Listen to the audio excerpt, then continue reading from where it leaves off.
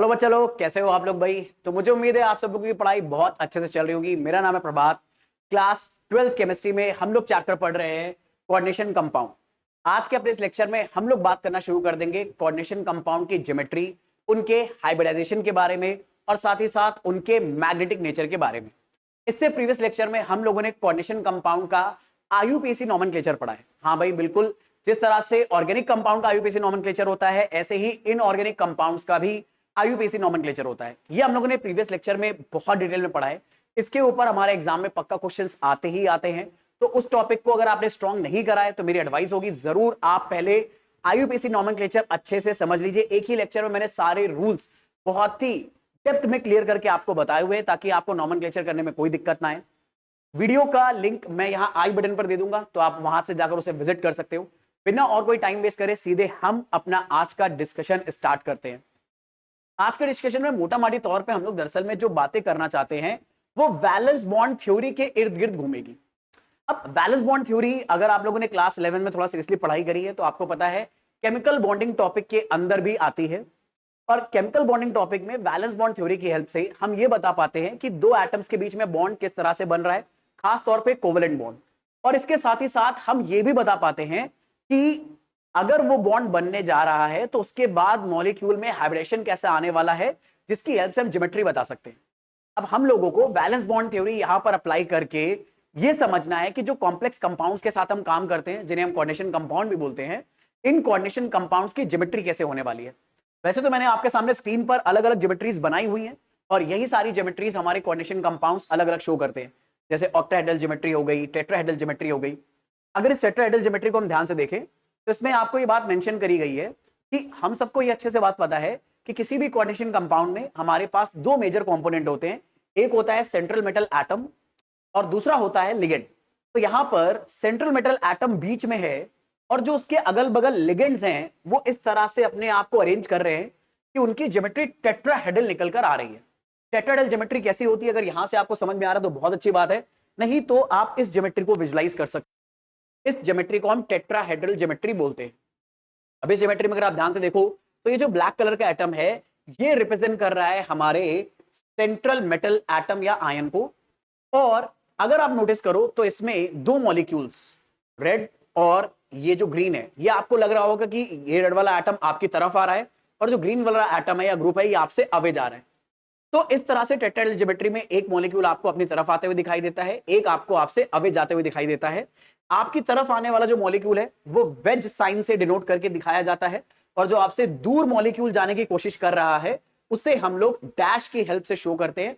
इसे veg dash diagram बोलते हैं। ये आपने ऑर्गेनिक केमिस्ट्री में भी पढ़ा होगा। सिमिलरली यहां पर बाकी दो एटम ऐसे हैं जो एक ही प्लेन का हिस्सा है। देखो मैंने इन तीनों एटम को एक साथ अपने हाथ से कवर कर लिया, यानी ये तीनों एटम एक ही प्लेन का पार्ट है, क्योंकि मेरा हाथ ऐसे एक प्लेनर फिगर है। तो जब भी प्लेन में कोई एटम्स होते हैं उन्हें हम नॉर्मल सिंगल बॉन्ड से डिनोट करते हैं। तो इस तरह की ज्योमेट्री आती है टेट्राहेड्रल ज्योमेट्री। और नोटिस करो इस ज्योमेट्री के सेंटर में कौन है, हमारा सेंट्रल मेटल एटम। और जो लिगेंड्स है वो कोऑर्डिनेट बॉन्ड के थ्रू यहां पर मेटल के साथ आपस में जुड़े हुए हैं, एक प्रॉपर ज्योमेट्री अटेन कर रहे हैं। अब ये ज्योमेट्री किस तरह से आई है, यहां पर हम वैलेंस बॉन्ड थ्योरी की हेल्प से ज्योमेट्री को निकाल सकते हैं। और सिर्फ टेट्राहेड्रल ज्योमेट्री नहीं, स्क्वायर प्लेनर ज्योमेट्री भी हम इस फाइंड आउट कर सकते हैं वैलेंस बॉन्ड थ्योरी की हेल्प से। स्क्वायर प्लेनर ज्योमेट्री कैसी होती है, जैसे स्क्रीन पे आपको दिख ही रहा होगा कि एक मेटल से चार लिगेंड कनेक्टेड हैं जो स्क्वायर के वर्टेक्स पर एक दूसरे से मतलब वर्टेक्स की तरफ गए। बिल्कुल मतलब कुछ इस तरह का स्ट्रक्चर है कि यहां पर स्क्वायर के अलग अलग वर्टेक्स की तरफ हमारे लिगेंड जा रहे हैं और इनके सेंटर में हमारे पास अवेलेबल है सेंट्रल मेटल एटम। तो इस तरह की ज्योमेट्री को बोला जाता है स्क्वायर प्लेनर ज्योमेट्री। ठीक है, फिर सिमिलरली हमारे पास एक और ज्योमेट्री आती है ऑक्टाहेड्रल ज्योमेट्री।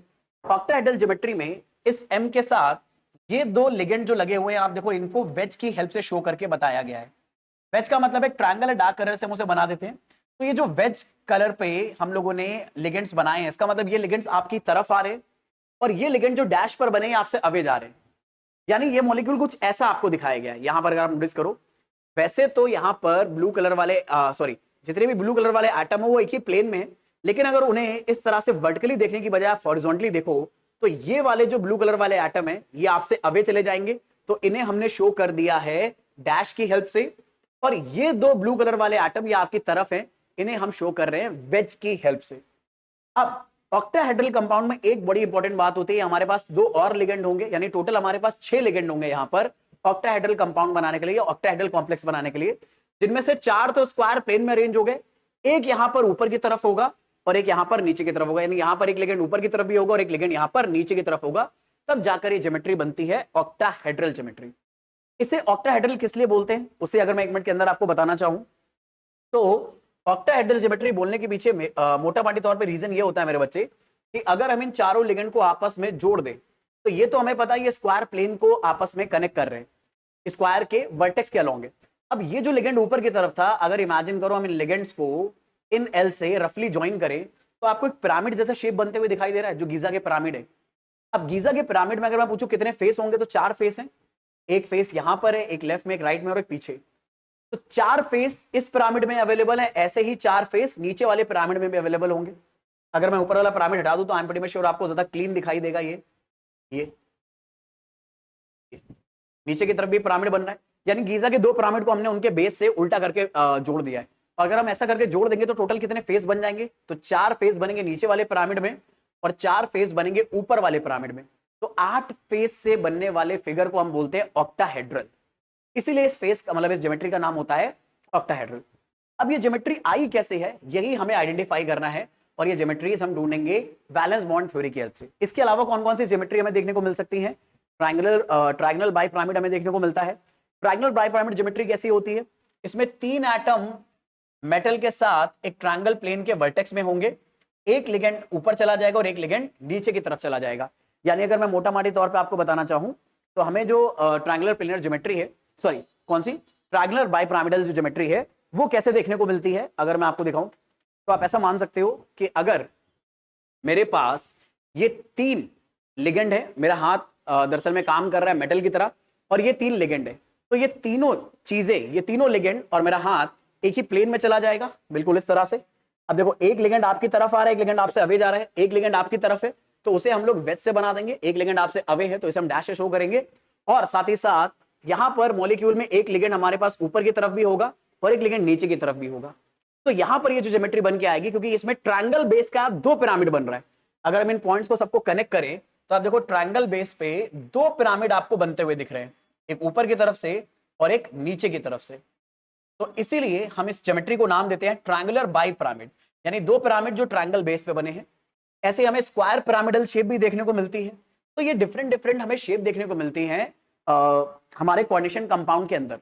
अब इन शेप्स को आइडेंटिफाई हाइब्रिडेशन की हेल्प से और वैलेंस बॉन्ड थ्योरी की हेल्प से बड़े आराम से करा जा सकता है। अब हमें यही सीखना है कि कैसे हम लोग हाइब्रिडाइजेशन की हेल्प से इन ज्योमेट्रीज को आइडेंटिफाई कर पाते हैं। अब इन ज्योमेट्रीज को अंडरस्टैंड करने के लिए हम 2 अलग अलग केसेस से इनको समझना शुरू करेंगे और अपनी कहानी को आगे बढ़ाते हुए चले जाएंगे। अपने सिलेबस में सबसे ज्यादा बार जो ज्योमेट्रीज पूछी जाती हैं, जिनके ऊपर क्वेश्चन आते हैं वो है tetrahedral, square planar and octahedral geometry. हम इन्हीं के बारे में ज्यादा डिटेल में बात करेंगे ताकि हम इनकी हेल्प से सारा आइडिया डेवलप कर रहे हैं कि किस तरह से हाइब्रिडाइजेशन ढूंढा जा सकता है और ज्योमेट्री बनाई जा सकती है। तो स्क्वायर प्लेनर, टेट्राहेड्रल और ऑक्टाहेड्रल ज्योमेट्री के लिए आप नोटिस करो यहां पर हमारे पास मेटल के जो लिगेंड से बॉन्ड बने हैं इनका नंबर बड़ा फिक्स है। स्क्वायर प्लेनर ज्योमेट्री के लिए मेटल लिगेंड के साथ 4 बॉन्ड बना रहा है। सिमिलरली टेट्राहेड्रल ज्योमेट्री के लिए भी मेटल लिगेंड के साथ 4 बॉन्ड बना रहा है, और अगर मेटल लिगेंड के साथ 4 बॉन्ड बनाएगा तो हम बोलेंगे मेटल का कोऑर्डिनेशन नंबर 4 है। सिमिलरली मेटल अगर लिगेंड के साथ यहां पर भी 4 बॉन्ड बना रहा है तो कोऑर्डिनेशन नंबर 4 होगा, और अगर मेटल लिगेंड के साथ यहां पर 6 बॉन्ड बना रहा है 1 2 3 4 5 6 तो हम बोलेंगे यहां पे कोऑर्डिनेशन नंबर 6। यानी दरअसल में square planar geometry, tetrahedral geometry के लिए कोऑर्डिनेशन नंबर 4 आने वाला है और ऑक्टाहेड्रल ज्योमेट्री के लिए कोऑर्डिनेशन नंबर 6 आने वाला है। तो हम कोऑर्डिनेशन नंबर को देखकर जज कर पाएंगे कि हमें ज्योमेट्री किस तरह की मिलने वाली है, ऑक्टाहेड्रल मिलने वाली है या फिर स्क्वायर प्लेनर और टेट्राहेड्रल मिलने वाली है। तो यहां पर रूल क्या चलेगा, अगर कोऑर्डिनेशन नंबर 4 है तो कोऑर्डिनेशन नंबर 4 में आपको 2 अलग अलग तरह के हाइब्रिडेशन देखने को मिलेंगे। पहला मिलेगा sp3 हाइब्रिडेशन और दूसरा मिलेगा dsp2 हाइब्रिडाइजेशन, और इन हाइब्रिडाइजेशन के बेसिस पर ही ज्योमेट्री डिसाइड होगी। अगर हाइब्रिडाइजेशन sp3 है मेरे बच्चे तो मॉलिक्यूल की ज्योमेट्री आएगी टेट्राहेड्रल, और अगर हाइब्रिडेशन dsp2 आया कोऑर्डिनेशन नंबर 4 में तो यहां पर हमें ज्योमेट्री देखने को मिलेगी स्क्वायर प्लेनर। और अभी आपको तुरंत पता चल जाएगा कि आप कैसे जज करोगे कि कब हाइब्रिडेशन sp3 है और कब हाइब्रिडेशन dsp2 है। अभी के लिए फिलहाल आपको ये याद रखना है, हाइब्रिडेशन sp3 में टेट्राहेड्रल ज्योमेट्री और dsp2 में स्क्वायर प्लेनर आएगा, पर ये दोनों हाइब्रिडेशन सिर्फ कोऑर्डिनेशन नंबर 4 के लिए पॉसिबल है। सिमिलरली अगर हमारे पास कोऑर्डिनेशन नंबर 6 आ जाता है, तो कोऑर्डिनेशन नंबर अगर 6 आया तो हमारे पास दो अलग अलग तरह के हाइब्रिडेशन देखने को मिलेंगे। एक मिलेगा sp3d2 हाइब्रिडाइजेशन और दूसरा मिलेगा d2sp3 हाइब्रिडाइजेशन। देखने में दोनों बिल्कुल एक जैसे लग रहे होंगे, आपको ऐसा लग रहा होगा यहां पर d2 बस बाद में लिखा, यहां पर d2 बस पहले लिख दिया है। एक्चुअल में इस छोटी सी बात से भी बहुत बड़ा फर्क आता है। जब d2 बाद में लिखा होता है s और p के, तो इसका मतलब यह होता है कि ये s, ये p और ये d, ये तीनों सबसे बाहर वाली शेल या एक ही शेल को बिलोंग करेंगे। सबसे एटम के अंदर जो सबसे बाहर वाली शेल होगी, उसी शेल को s, p, d तीनों बिलोंग करेंगे। जैसे मान लो अगर s फोर्थ ऑर्बिट का आया है तो p भी फोर्थ ऑर्बिट का आएगा और d भी फोर्थ ऑर्बिट का ही आएगा। पर अगर d2sp3 लिखा है तो s और p जिस ऑर्बिट के हम ऑर्बिटल यूज करेंगे, d ऑर्बिटल उससे एक पहले वाले का होगा। मान लो s ऑर्बिटल यहां पर आया है फोर्थ ऑर्बिट का, p आया है फोर्थ ऑर्बिट का, तो जो d आएगा वो थर्ड ऑर्बिट का आएगा। तो ऐसा नहीं है कि हमने बस d को यहां से आगे लिखकर यहां पे पीछे लिख दिया, नहीं, इससे बहुत बड़ा फर्क आता है। sp3d2 का मतलब है तीनों ऑर्बिटल एक ही ऑर्बिट को बिलोंग करेंगे, एक ही शेल को बिलोंग करेंगे। बट d2sp3 में s और p एक ही ऑर्बिट को बिलोंग करेंगे जो सबसे बाहर वाली होगी, और d उससे पहली वाली ऑर्बिट को बिलोंग करेगा। अगर s और p dsp2 में फिफ्थ ऑर्बिटल को शो कर रहे हैं या फिफ्थ ऑर्बिटल के हमने s और p ऑर्बिटल लिए हैं, तो d ऑर्बिटल फोर्थ का होगा, एक पीछे वाला आ जाएगा। तो यहां पर हाइब्रिडेशन अगर sp3d2 आया या d2sp3 आया, इन दोनों केसेस में मेरे बच्चे ज्योमेट्री बनती है ऑक्टाहेड्रल। बस अगर d आप बाहर वाले शेल का ले रहे हो तो कई किताबों में से बताया जाता है कि ये आउटर शेल ऑक्टाहेड्रल ज्योमेट्री है। ठीक है, ये हमें एक्चुअल में क्या देखने को मिलेगी, ऑक्टाहेड्रल आउटर शेप में देखने को मिलेगा या आउटर ऑक्टाहेड्रल देखने को मिलेगा। d क्योंकि बाहर वाले शेल का इस्तेमाल कर रहे हैं इसलिए इसका नाम आउटर रखा जा रहा है। और अगर d2sp3 आया तो मेरे बच्चे इसे इनर ऑक्टाहेड्रल बोल देंगे। और ये आइडेंटिफाई कैसे करेंगे, इन सारे हाइब्रिडेशन को आइडेंटिफाई करने के लिए सेंट्रल मेटल एटम के जो आयन हम यूज करेंगे कॉम्प्लेक्स कंपाउंड के अंदर, उसका इलेक्ट्रॉनिक कॉन्फ़िगरेशन हमें लिखना आना चाहिए। बिना इलेक्ट्रॉनिक कॉन्फ़िगरेशन के हम ये हाइब्रिडेशन फाइंड आउट ही नहीं कर पाएंगे, क्योंकि ये हाइब्रिडेशन कोऑर्डिनेशन नंबर के थ्रू तो पकड़ सकते हैं कि कोऑर्डिनेशन नंबर अगर 4 है तो यही दोनों हाइब्रिडेशन होंगे, कोऑर्डिनेशन नंबर अगर 6 है तो यही दोनों हाइब्रिडेशन होंगे। लेकिन इनमें से कौन होगा, अगर ये आइडेंटिफाई करना है तो इसके लिए बहुत ज्यादा जरूरी होगा हमें सेंट्रल मेटल एटम जो हमारे पास आता है उसका इलेक्ट्रॉनिक कॉन्फ़िगरेशन कैसे लिखा जाता है। अब अगर आपने नोटिस करा हो अपने प्रीवियस 2 लेक्चर में, तो आपने ये पाया होगा कि most of the coordination compound transition metal को as a central metal atom या आयन इस्तेमाल करते हैं। यानी सिंपल वर्ड में हमारे पास सेंट्रल मेटल एटम जो होता है वो मोस्टली डी ब्लॉक का मेंबर होता है। अब अगर वो डी ब्लॉक का मेंबर है तो अगर हम डी ब्लॉक के इलेक्ट्रॉनिक कॉन्फ़िगरेशन लिखना सीख जाएं तो हम बड़े आराम से हाइब्रिडेशन वगैरह पिकअप कर पाएंगे। तो पहले मैं आपको क्विकली डी ब्लॉक के जो मेंबर्स हैं उनका इलेक्ट्रॉनिक कॉन्फ़िगरेशन जल्दी से बता देता हूं। और इसमें भी सबसे इंपॉर्टेंट जो है वो हमारे पास है डी ब्लॉक की जो पहली सीरीज होती है। ठीक है, तो डी ब्लॉक के मेंबर में मैं आपको बता दूं, सबसे पहले हमारे पास आता है स्कैनेडियम, फिर आता है टाइटेनियम, फिर वेनेडियम, फिर क्रोमियम, फिर हमारे पास आता है मैग्नीज, फिर आता है आयरन, फिर कोबाल्ट, फिर निकल, कॉपर, इस तरह से लास्ट में जिंक आता है। जगह नहीं बची तो मैं यहीं तक लिख रहा हूं। इस पूरे सीक्वेंस में एक के बाद एक सीरीज में जो एलिमेंट्स आ रहे हैं इन्हें बोला जाता है 3D सीरीज मेंबर्स।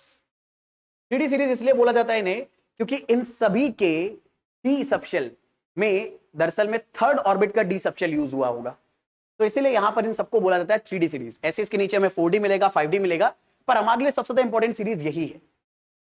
अब यहां पर अगर मैं इन सबका इलेक्ट्रॉनिक कॉन्फ़िगरेशन लिखना चाहता हूं तो मुझे इन सबके एटॉमिक नंबर चाहिए, और एटॉमिक नंबर यहां पर याद करना बड़ा आसान है क्योंकि ये सारे एलिमेंट लगातार पीरियोडिक टेबल में लेफ्ट टू राइट एक एक करके इंक्रीज होते हुए लिखे हैं। तो स्कैंडियम का एटॉमिक नंबर 21 हमें पता है। अब बाकी जितने भी एलिमेंट्स के एटॉमिक नंबर है ये 1 1 से आप बढ़ाते चले जाओ।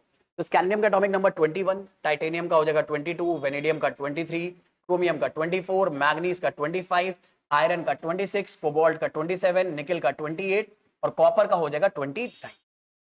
इस 3D सीरीज को याद करने का मैंने अपनी छोटी मतलब अपनी क्लास 12 में एक निमोनिक बनाया था, शक्ति विकर एमएन फिकोनी कॉपर जिंक। शक्ति विकर एमएन फिकोनी कॉपर जिंक। तो मुझे इससे याद रह जाता है कि दरअसल में 3D सीरीज के मेंबर कौन से थे। अब अगर आप इसके अलावा कुछ याद बना पाते हो तो बहुत अच्छी बात है, अदरवाइज इसको याद कर सकते हो तो बहुत अच्छी बात है। अच्छा, इससे बनेगा कैसे? तो शक्ति से मुझे याद आता है SCTI, शक्ति विकर, V वेनेडियम, कर क्रोमियम, Mn फिकोनी, P से आयरन, को से कोबाल्ट, नी से निकल, कॉपर जिंक, आपको ये ऐसे याद हो जाता है।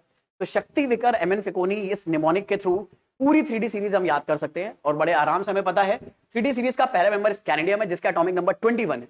अब जितने भी आगे एलिमेंट्स हैं इन सबका आप एक एक एटॉमिक नंबर बढ़ाते चले जाओ और इलेक्ट्रॉनिक कॉन्फ़िगरेशन आप पूरा का पूरा लिख सकते हो। अब हम एटॉमिक नंबर से इलेक्ट्रॉनिक कॉन्फ़िगरेशन कैसे लिखेंगे उसके बारे में फटाफट बात करते हैं। तो 3D सीरीज में हमारा सबसे पहला मेंबर है स्कैंडियम, शक्ति, vicar, Mn फिकोनी, copper zinc.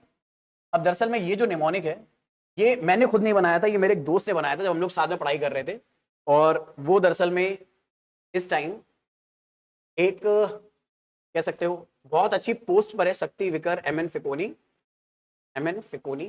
Copper की यार जगह नहीं बच रही, तो एक काम करते हैं थोड़ा सा छोटा करके लिख लेते। और अब उसने राजस्थान गवर्नमेंट का एग्जाम निकाला हुआ और बहुत अच्छी पोस्ट पर है वहां पर, स्कैंडियम, टाइटेनियम, वेनेडियम। फिर हमारे पास हो गया शक्ति विकर, Mn फिकोनी, कॉपर। अब आ जाएगा। अब अगर ये इलेक्ट्रॉनिक कॉन्फ़िगरेशन लिखने हैं तो हम कैसे लिखेंगे? स्कैंडियम का एटॉमिक नंबर है 21। अब 21 एटॉमिक नंबर का इलेक्ट्रॉनिक कॉन्फ़िगरेशन अगर आपको लिखना है तो 21 एटॉमिक नंबर 18 के तो बाद ही पड़ेगा। अब 18 जो एटॉमिक नंबर है मेरे बच्चे ये ऑर्गन का है और ऑर्गन का इलेक्ट्रॉनिक कॉन्फ़िगरेशन होता है 1s2 2s2 2p6 3s2 3p6। यानी 3p6 तक जो भी इलेक्ट्रॉनिक कॉन्फ़िगरेशन आने वाला है हम उसे ऑर्गन गैस का इलेक्ट्रॉनिक कॉन्फ़िगरेशन बोल सकते हैं। अब अगर किसी एटम में 21 इलेक्ट्रॉन है तो जाहिर सी बात है उसमें 18 के आगे ही आएगा, तो 18 तक तो इलेक्ट्रॉन भर ही जाएंगे इसमें। और अगर ऐसा होने वाला है तो स्कैंडियम का अगर हम लोग इलेक्ट्रॉनिक कॉन्फ़िगरेशन लिखे तो हम ऐसे लिख सकते हैं ऑर्गन का इलेक्ट्रॉनिक कॉन्फ़िगरेशन। अब इस 3p के बाद जो अगला हमारे पास मेंबर आता है वो आता है 4s और 4s के बाद आता है 3d।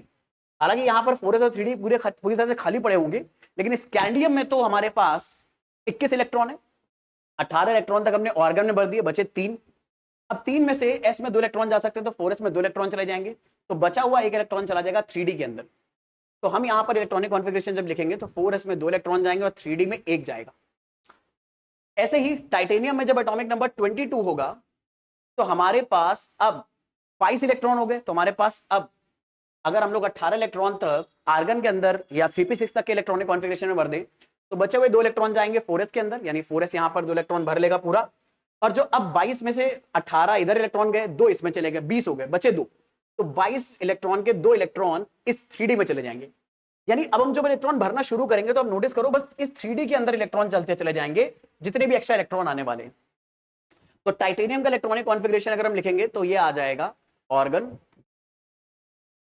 फिर हमारे पास आ जाएगा 4s2 3d2। अब ये जो इलेक्ट्रॉनिक कॉन्फ़िगरेशन मैं आपके सामने लिख रहा हूं ये लिख रहा हूं मैं अफबाउ प्रिंसिपल से, लेकिन मेरे बच्चे एक्चुअल में जब हम लोग इस कॉन्फ़िगरेशन को इस्तेमाल करेंगे सही से तो उसमें 3d पहले लिख देंगे और 4s बाद में। बस ऐसा सही से लिखने के लिए करेंगे ताकि 3 के सारे ऑर्बिटल एक साथ लिखें और 4 का एक ऑर्बिटल जो सबसे बाहर है वो सबसे लास्ट में लिखा हो। तो इसलिए हम अफबाउ प्रिंसिपल ही फॉलो कर रहे हैं, लेकिन बस 3d को पहले लिख दे रहे हैं और 4s को बाद में। सिमिलरली अगर हम टाइटेनियम का इलेक्ट्रॉनिक कॉन्फ़िगरेशन लिखें तो हम 3d को पहले लिख देंगे और 4s को बाद में। अब 4s हमें पता है इसके बाद हमेशा भरा रहेगा, तो हमें जो इलेक्ट्रॉन भरने वो 3d में भरने, बस एक आध जगह एक्सेप्शन आएगा उसको फॉलो कर लेंगे। वेनेडियम में 23 इलेक्ट्रॉन है तो इसका इलेक्ट्रॉनिक कॉन्फ़िगरेशन अगर हमें लिखना है तो ऐसा आ जाएगा ऑर्गन, फिर हमारे पास 3d में 3 इलेक्ट्रॉन और 4s में 2 ही रहेंगे। क्रोमियम के बारे में एक बात याद रखना, ये भाई साहब एक्सेप्शन है। तो इनका जो इलेक्ट्रॉनिक कॉन्फ़िगरेशन है कुछ ऐसा आएगा, ऑर्गन 18 तक तो इलेक्ट्रॉन ऑर्गन में भर जाएंगे, फिर हमारे पास 4s में वैसे 2 इलेक्ट्रॉन आने चाहिए, लेकिन यहां 4s में 1 इलेक्ट्रॉन आता है और 3d में 5 इलेक्ट्रॉन आ जाते हैं। क्योंकि 3d में अगर 5 इलेक्ट्रॉन आ गए तो d सबशेल में 5 ऑर्बिटल होते हैं, और d सबशेल में अगर 5 ऑर्बिटल है और 5 इलेक्ट्रॉन हमें यहां पर भरने हैं तो हम हुंड रूल से भरेंगे। और हुंड रूल ये बोलता है कि अगर एक सबशेल में एक से ज्यादा ऑर्बिटल हैं तो इन ऑर्बिटल को बुलाया जाता है डीजेनरेट ऑर्बिटल। इनका मतलब इन सबकी एनर्जी लगभग लगभग बराबर है, और इन डीजेनरेट ऑर्बिटल में जब हम इलेक्ट्रॉन फिल करेंगे तो हुंड रूल से भरे जाते हैं। और हुंड रूल ये बोलता है कि जब भी आप यहां पर इलेक्ट्रॉन फिल करोगे तो आप किसी भी एक ऑर्बिटल में 2 इलेक्ट्रॉन भर सकते हो, यानी आप इलेक्ट्रॉन को पेयर कर सकते हो। लेकिन इलेक्ट्रॉन की पेयरिंग तभी स्टार्ट होगी जब हर एक ऑर्बिटल में एटलीस्ट एक इलेक्ट्रॉन चला जाए। तो एक इलेक्ट्रॉन इसमें भर देंगे, एक इलेक्ट्रॉन इसमें भर देंगे, एक इसमें और एक इसमें। फिर ऐसे ही हम लोग मैग्नीज पे चले जाएंगे। तो मैग्नीज में हमारे पास इलेक्ट्रॉनिक कॉन्फ़िगरेशन आएगा ऑर्गन। अब यहां पर वापस से रिपीट होने लगेगा 3d5 4s2। आयरन का अगर हम लोग इलेक्ट्रॉनिक कॉन्फ़िगरेशन लिखें तो ये आएगा ऑर्गन 3d6 4s2। कोबाल्ट का अगर इलेक्ट्रॉनिक कॉन्फ़िगरेशन लिखें तो ये आएगा ऑर्गन 3d7 भाई, मैग्नीज का एटॉमिक नंबर 25, क्रोमियम का 24, आयरन का 26, कोबाल्ट का 27, तो 3d7 4s2। निकिल का ऐसे ही अगर हम लोग लिखें तो इसका इलेक्ट्रॉनिक कॉन्फ़िगरेशन आएगा, एटॉमिक नंबर है 28, आर्गन 3d8 और साथ में हमारे पास आ जाएगा 4s2। कॉपर भी हमारे पास यहां पर मेरे बच्चे एक्सेप्शन है, ये बात ध्यान रखना। कॉपर के एक्सेप्शन होने की वजह से यहां पर जो इलेक्ट्रॉनिक कॉन्फ़िगरेशन आएगा वो आएगा ऑर्गन 3d10 यहां पूरा भरा होता है और 4s में एक इलेक्ट्रॉन जाता है बस, यानी 4s का एक इलेक्ट्रॉन जंप कर जाता है 3d में इसके 10 के 10 इलेक्ट्रॉन भरने के लिए। भाई अगर 3d में 10 के 10 इलेक्ट्रॉन आ गए तो ये सारे ऑर्बिटल पेयर भी हो जाएंगे और पेयर ऑर्बिटल ज्यादा स्टेबल होते हैं, तो अपने आप को स्टेबल करने के लिए ये एक्सेप्शनल बिहेवियर शो करता है। देखो दरअसल में क्या होता है मेरे बच्चे, केमिस्ट्री में अक्सर बच्चे ये सोचते हैं कि यार बहुत एक्सेप्शंस आते हैं केमिस्ट्री में, और कई बार आपको लगता है कि यार एक्सेप्शंस पकड़े कैसे। तो मैं आपको एक छोटा सा रूल बताता हूं, हालांकि ये रूल काफी जगह पर काम करता है लेकिन अपनी समझदारी से हमें लगाना होता है। केमिस्ट्री में आप नोटिस करना हर उस जगह पर एक्सेप्शन आते हुए मिल रहा होगा जिस जगह पर किसी वजह से स्टेबिलिटी बढ़ रही होगी। स्टेबिलिटी बढ़ने की वजह से ही कोई चीज ऐसा मतलब बिहेवियर शो करेगी जो उसे नहीं करना चाहिए, या जो रूल्स हैं उनको वॉयलेट करते हुए वो बिहेवियर शो कर रही होगी। तो इसीलिए, क्योंकि स्टेबिलिटी एक प्राइमरी क्राइटेरिया होता है किसी भी मॉलिक्यूल के बनने के लिए या किसी भी एटम के बनने के लिए, इसीलिए ऐसा होता है कि आपको कई सारी जगहों पे एक्सेप्शंस देखने को मिलते हैं और हर उस जगह पर मिलेंगे जिस वजह से कहीं ना कहीं स्टेबिलिटी और ज्यादा बढ़ रही हो नॉर्मल केस के कंपैरिजन में। तो अब ये कॉन्फ़िगरेशन याद रखना बहुत ज्यादा जरूरी है। इनकी हेल्प से हम ये पता कर पाएंगे कि एक सर्टेन कोऑर्डिनेशन नंबर में जो हाइब्रिडेशन है वो कितनी आएगी, क्योंकि दरअसल में एक सेंट्रल मेटल एटम के जो वैलेंस शेल के ऑर्बिटल्स हैं जो खाली होते हैं, वही ऑर्बिटल्स हाइब्रिडाइज होकर लिगेंड्स के साथ बॉन्ड बनाने में हेल्प करते हैं और वहीं से हाइब्रिडेशन मिलेगा और हाइब्रिडेशन से ज्योमेट्री मिलेगी। जैसे मैंने आपको बता दिया, हाइब्रिडेशन अगर sp3 आएगी तो ज्योमेट्री टेट्राहेड्रल है, हाइब्रिडेशन अगर dsp2 आएगा तो ज्योमेट्री स्क्वायर प्लेनर है। तो sp3 हाइब्रिडेशन का मतलब ये होगा कि हमारा जो सेंट्रल मेटल एटम है, जो इस तरह से हमने शो करा था यहां पर, सेंट्रल मेटल एटम जो आएगा या सेंट्रल मेटल आयन जो भी आएगा, डेफिनेटली इसके s और p ऑर्बिटल खाली होंगे, एक s ऑर्बिटल और 3 p ऑर्बिटल, और वही हाइब्रिडाइज होकर sp3 हाइब्रिडेशन शो करेंगे और ज्योमेट्री बनेगी टेट्राहेड्रल। अब ये आइडेंटिफाई कैसे करेंगे इसके बारे में बात करते हैं और ये एग्जांपल से सीखा जाता है मेरे बच्चे। तो इस एग्जांपल को देखते हैं। यहां पर हमें कंपाउंड दिया हुआ है, मतलब सेंटर हमें यहां पर एक कॉम्प्लेक्स आयन दिया है, बेसिकली में कंपाउंड नहीं, और ये आयन है COF6 3-। अब वैसे यहां पर आपको बता दिया गया है ये जो COF6 3- है, इसमें सेंट्रल मेटल एटम कोबाल्ट है और लिगेंड है हमारे पास आयरन। 6 लिगेंड, सॉरी लिगेंड हमारे पास आयरन मेरे मुंह से निकल गया, फ्लोरीन, और 6 फ्लोरीन यहां पर यूज हो रहे हैं। तो कोऑर्डिनेशन नंबर यहां पर यूज हम कर रहे हैं 6। अब कोऑर्डिनेशन नंबर अगर 6 अगर है तो हाइब्रिडेशन या तो sp3d2 आएगा या d2sp3 आएगा और ज्योमेट्री आएगी ऑक्टाहेड्रल। तो यहां पर देखो ये बात मेंशन भी कर दी है, COF6 3- में दरअसल में आउटर ऑर्बिटल के 4d यूज होते हैं, तो हाइब्रिडेशन आता है sp3d2 और इसकी जो ज्योमेट्री आएगी ये आएगी आउटर ऑक्टाहेड्रल। अब ये कुछ एक्स्ट्रा बातें भी लिखी, इनके बारे में भी बात करेंगे, लेकिन अब ये समझते हैं कि हमें कैसे पता चलेगा कि ये 4d को यूज करके दरअसल में sp3d2 हाइब्रिडेशन शो करने वाला है। इसके लिए हम ये जो सेंट्रल मेटल एटम है इसका हम लोग इलेक्ट्रॉनिक कॉन्फ़िगरेशन लिखेंगे और इलेक्ट्रॉनिक कॉन्फ़िगरेशन हमें बता देगा कि दरअसल में ज्योमेट्री किस तरह की आने वाली है और हाइब्रिडेशन क्या होने वाला है। और उसके लिए हमें काम करना पड़ेगा। दरअसल में जो सेंट्रल मेटल एटम यहां पर कोबाल्ट यूज हो रहा है, यहां पर ये एज एटम यूज हो रहा है या एज आयन, उसके हिसाब से इलेक्ट्रॉनिक कॉन्फ़िगरेशन लिखा जाएगा। अब अगर यहां पर कोबाल्ट का ऑक्सीडेशन नंबर 0 है तो इसका मतलब ये मेटल की तरह यूज हो रहा है, और अगर मेटल की तरह यूज हो रहा है तो आप इसका सीधे इलेक्ट्रॉनिक कॉन्फ़िगरेशन लिख सकते हो, ये वाला।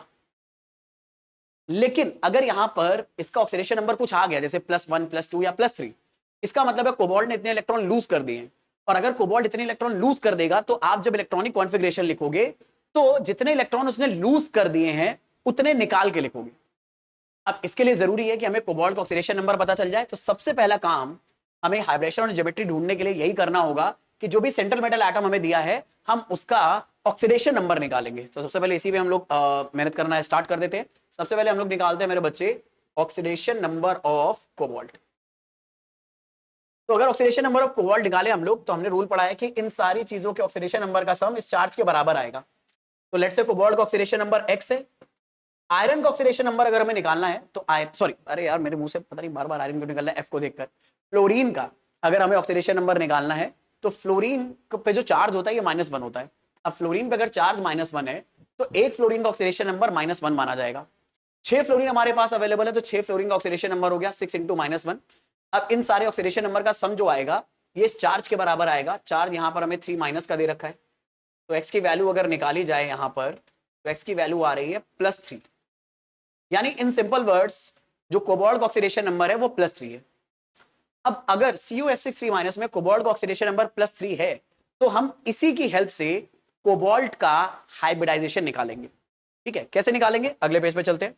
हमें दिया हुआ है कोबाल्ट +3 स्टेट में, हमें इसका इलेक्ट्रॉनिक कॉन्फ़िगरेशन निकालना है और इसके इलेक्ट्रॉनिक कॉन्फ़िगरेशन से ही इसका हाइब्रिडाइजेशन पता चलेगा। अच्छा हाँ, एक बात और, हमें यहां पर यह बात पक्की तौर पे पता है मेरे बच्चे कि जो कोऑर्डिनेशन नंबर आने वाला है कोबाल्ट का इन COF6 ये 6 आने वाला है। यानी 6 अलग अलग फ्लोरीन अपना लोन पेयर कोबाल्ट को डोनेट करेंगे। फ्लोरीन के पास लोन पेयर होगा, फ्लोरीन 6 अलग अलग फ्लोरीन कोबाल्ट को अपना लोन पेयर डोनेट करेंगे। अब बेसिकली में लोन पेयर खुद इलेक्ट्रॉन होते हैं और जब फ्लोरीन अपना इलेक्ट्रॉन पेयर डोनेट करता है कोबाल्ट को तो इसका मतलब यह होता है कि फ्लोरीन के जो इलेक्ट्रॉन फ्लोरीन के ऑर्बिटल में प्रेजेंट है, भाई इलेक्ट्रॉन हमेशा एटम के ऑर्बिटल में होंगे, तो फ्लोरीन के वो इलेक्ट्रॉन या फ्लोरीन का वो लोन पेयर जो उसके ऑर्बिटल में है, अगर फ्लोरीन कोबाल्ट को कोऑर्डिनेट कर रहा है तो इसका मतलब है कोबाल्ट के पास एक खाली ऑर्बिटल होगा इसके साथ ओवरलैप कराने के लिए। तो फ्लोरीन के जितने भी ऑर्बिटल हम कोऑर्डिनेट बॉन्ड के थ्रू कोबाल्ट को देना चाहते हैं, जैसे फ्लोरीन के 6 लोन पेयर हम कोबाल्ट को देना चाहते हैं, तो कोबाल्ट के पास 6 खाली ऑर्बिटल होने चाहिए फ्लोरीन के इलेक्ट्रॉन्स को एकोमोडेट कराने के लिए। तो जितना कोऑर्डिनेशन नंबर आएगा किसी भी सेंट्रल मेटल एटम का किसी भी कॉम्प्लेक्स पार्ट के अंदर, उस मेटल के पास उतने खाली ऑर्बिटल होने चाहिए ताकि उतने लोन पेयर लिगेंड के थ्रू वो कोऑर्डिनेट कर सके। तो हमें कोऑर्डिनेशन नंबर अगर कोबाल्ट का COF6 में 6 मिला है तो इसका मतलब है इस कोबाल्ट के पास 6 खाली ऑर्बिटल होने चाहिए फ्लोरीन के साथ बॉन्ड बनाने के लिए, 6 अलग अलग फ्लोरीन के साथ बॉन्ड बनाने के लिए। अब इस बात का ध्यान रखिए, हम इलेक्ट्रॉनिक कॉन्फ़िगरेशन लिखना शुरू करते हैं।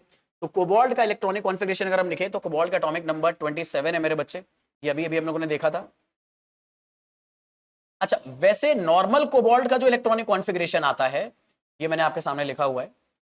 जो नॉर्मल कोबाल्ट है उसका इलेक्ट्रॉनिक कॉन्फ़िगरेशन है ऑर्गन 3d7 4s2।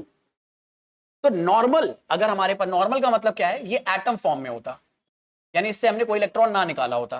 तो अगर कोई इलेक्ट्रॉन नहीं निकालते तो कोबाल्ट का इलेक्ट्रॉनिक कॉन्फ़िगरेशन आता ऑर्गन 3d7 4s2। पर मेरे बच्चे हम तो कोबाल्ट के +3 ऑक्सीजन स्टेट के बारे में बात कर रहे हैं।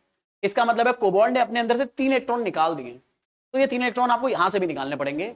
और किसी भी एटम से इलेक्ट्रॉन जब भी हम निकालते हैं तो सबसे बाहर वाली ऑर्बिट से निकालना शुरू करते हैं। तो यहां पर सबसे बाहर वाली जो फिजिकल ऑर्बिट है उससे बाहर निकालेंगे। कई बच्चे यहां पर आर्बो प्रिंसिपल के अकॉर्डिंग बाहर निकालने लगते हैं। कोई बच्चे जब आर्बो प्रिंसिपल लगाते हैं, जो पढ़े लिखे बच्चे हैं, वो सोचते हैं यार 4s तो पहले बढ़ता है 3d बाद में, तो 3d में से इलेक्ट्रॉन निकाल दो। एक्चुअल में इलेक्ट्रॉन फिजिकली सबसे बाहर वाली ऑर्बिट से निकलता है, ना कि आर्बो प्रिंसिपल के अकॉर्डिंग सबसे बाहर आने वाली ऑर्बिट से। और फिजिकली सबसे बाहर ऑर्बिट कौन सी होगी? 4s होगी ना भाई। 4s ऑर्बिट 4th ऑर्बिट है जबकि 3d 3rd ऑर्बिट है। तो इसलिए इलेक्ट्रॉन सबसे पहले आप 4s में से निकालोगे। 3 इलेक्ट्रॉन निकालने तो 2 इलेक्ट्रॉन अवेलेबल है 4s में से, तो आप 2 के 2 इलेक्ट्रॉन निकाल दो तो 4s हमारा पूरा खाली हो जाएगा। वैसे नॉर्मल कोबाल्ट में, मतलब एक न्यूट्रल कोबाल्ट में 3d7 होना चाहिए था, लेकिन 3 इलेक्ट्रॉन निकालने के लिए 2 s में से निकाले तो एक हमें निकालना पड़ेगा 3d में से। तो एक इलेक्ट्रॉन अगर हम 3d में से निकाल लें तो हमारे पास 3d में बचेंगे सिर्फ 6 इलेक्ट्रॉन। तो यहां पर कोबाल्ट का +3 का हमें ऑक्सीडेशन स्टेट मिल गया 3d6। अब ये चेक करने के लिए कि कोबाल्ट के पास 6 कौन से खाली ऑर्बिटल हैं, ये बनाने के लिए, ये चेक करने के लिए हम क्या करेंगे, जो भी कोबाल्ट का लास्ट d सबशेल है इसका ऑर्बिटल डायग्राम बनाएंगे। यानी भाई हमें पता है 3d में दरअसल में 5 सबशेल होते हैं, तो ऑर्बिटल डायग्राम बनाने का मतलब होता है, सॉरी 3d सबशेल में 5 ऑर्बिटल होते हैं। तो 3d सबशेल में 5 ऑर्बिटल अगर हैं और हमें ऑर्बिटल डायग्राम बनाना है तो बेसिकली में यही ऑर्बिटल आप बनाकर ये 6 इलेक्ट्रॉन है इन्हें आप भरना शुरू कर दो। अब आपको पता है ये जो 6 इलेक्ट्रॉन है ये हुंड रूल से आप भरोगे, और हुंड रूल से अगर भरोगे तो पहला इलेक्ट्रॉन इसमें जाएगा, दूसरा इसमें जाएगा, तीसरा इसमें जाएगा, चौथा इसमें जाएगा, पांचवा इसमें और छठा इसमें। पेयर अप होना स्टार्ट हो जाएगा। ठीक है, अब पेयर अप होना स्टार्ट अगर आप हो गया तो देखो 3D में यहां पर कोई भी ऑर्बिटल ऐसा नहीं जो पूरी तरह से खाली हो, ये सारे अनपेयर्ड ऑर्बिटल हैं, खाली कोई भी नहीं है। पर जरा सोचो, अगर हमें किसी ऑर्बिटल को लोन पेयर देना है, यानी पूरा इलेक्ट्रॉन का जोड़ा देना है, तो 2 इलेक्ट्रॉन अगर हमें देने हैं तो ऑर्बिटल हमें पूरा खाली चाहिए होगा। तो कोबाल्ट के +3 में 3D ऑर्बिटल का कोई भी d ऑर्बिटल पूरी तरह से खाली नहीं है। और अगर कोबाल्ट को 6 फ्लोरीन के साथ कोऑर्डिनेट बॉन्ड बनाना है तो 6 खाली ऑर्बिटल चाहिए, जो खाली ऑर्बिटल इसे d में नहीं मिल पा रहे। तो अब ये खाली ऑर्बिटल कहां से अरेंज करेगा? 4 तक तो हम पहुंच ही गए थे, तो ये 4 से अरेंज करना शुरू कर देगा। पर देखो कोबाल्ट के +3 ऑक्सीडेज स्टेट में 4s तो पूरी तरह से खाली है, तो यहां पर 4s का एक खाली ऑर्बिटल यूज हो जाएगा। 4p भी हमारे पास पूरा खाली है, 4p में 3 ऑर्बिटल होते हैं, तो 3 ऑर्बिटल ये वाले खाली यूज हो जाएंगे।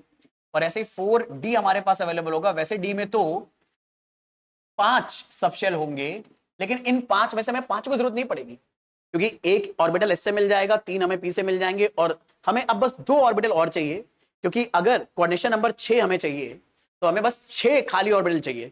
तो एक आ गया s से, 3 आ गए p से, टोटल 4 आ गए, 2 बचे, तो 2 d से इस्तेमाल होंगे। तो हम लोग एक s ऑर्बिटल इस्तेमाल करेंगे यहां पर मेरे बच्चे, 3 p ऑर्बिटल यूज करेंगे और 2 d ऑर्बिटल यूज करेंगे। इन सब का इस्तेमाल करके जो हमारा कोबाल्ट +3 है वो दरअसल में 6 फ्लोरीन के साथ अलग अलग बॉन्ड बनाएगा। एक बार इस एक ऑर्बिटल में फ्लोरीन के एक फ्लोरीन का पूरा लोन पेयर आ जाएगा, इस ऑर्बिटल में एक फ्लोरीन का पूरा लोन पेयर, इस ऑर्बिटल में फ्लोरीन का एक पूरा लोन पेयर।